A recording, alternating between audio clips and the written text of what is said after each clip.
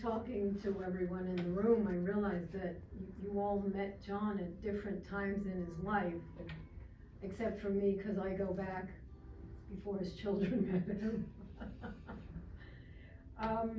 This morning I looked in my closet for something to wear, and I chose black.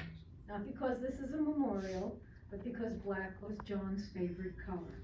If you bought John a gift, it will always had to be black. I knew John for over 50 years. He was never just my best friend's husband, he was a friend. We share a lot of history. You know, when somebody is your best friend, you know a lot about them, and you'll know a lot about their husband too. John's firstborn son, Michael, was conceived on my lemon yellow shiny vinyl couch in my first apartment in Brooklyn. I did not know that. I wasn't there.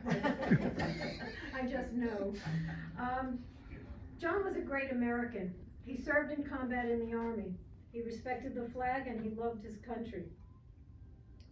He was a gentle soul. Animals could sense this.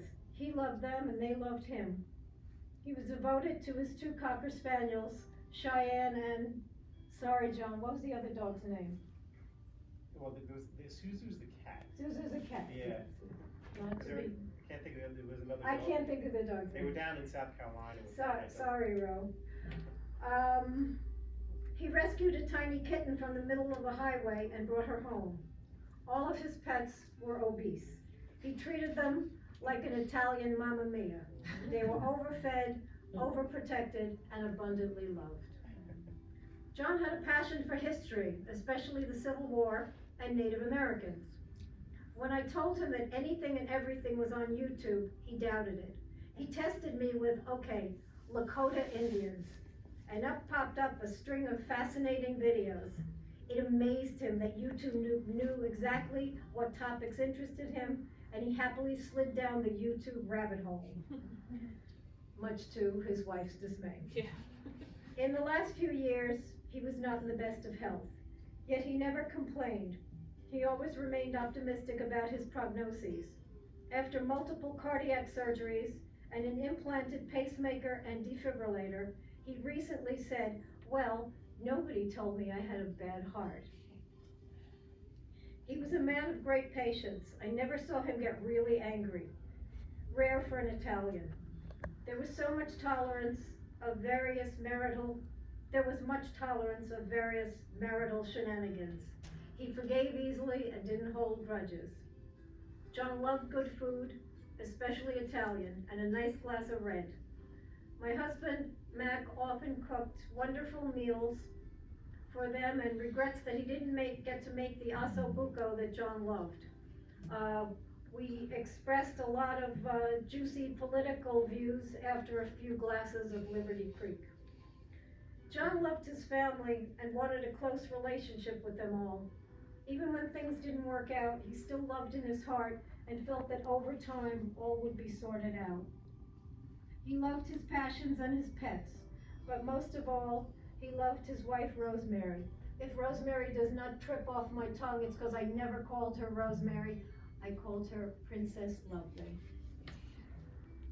This November would have been their 50th wedding anniversary. I was there for the big event. They were married by a justice of the peace in a small town outside of Poughkeepsie, New York. The justice had a gas pump outside his house. The ceremony was interrupted by a customer honking his horn, impatient to buy gas. Rosemary swears this didn't happen, but I remember. That's the downside of having a friendship that goes back over 60 years. They met on Wall Street. She reported to him, and he told me one day wistfully the story of a rainy day, ducking into a doorway, and a kiss that started a whole new working relationship. John was irresistibly handsome. He was always handsome. And that sultry, brown-eyed princess was smitten. There were many obstacles that most people would find insurmountable at the beginning of their romance, but they were soulmates, a match that was meant to be. The next 50 years were a miraculous emotional roller coaster of ups and downs, spanning the decades. No matter how dire the issue, love always prevailed. There was no greater love than John's love for Rosemary. She was the light of his life, his reason to be. Right to the end, he did everything he could to make her happy and provide for her. John mourned the death of his friend Brian Parry from cancer and treasured his mementos that Brian left him. My two best friends, Rosemary and Maureen, are now widows, and I treasure my own husband, Mac, and appreciate every day with him. In respect of John's memory, he would want us to love hard, eat good food, and cherish every single day. And so we bid farewell and Godspeed to our beloved Jersey boy, John Guarnieri, son, a brother, a husband, a father, a grandfather, and a friend. You weren't wrong, John. You didn't have a bad heart. You had a great heart. If anybody would like to share a memory of John, happy or sad, preferably happy, please come up. Thank you, people. Thank you.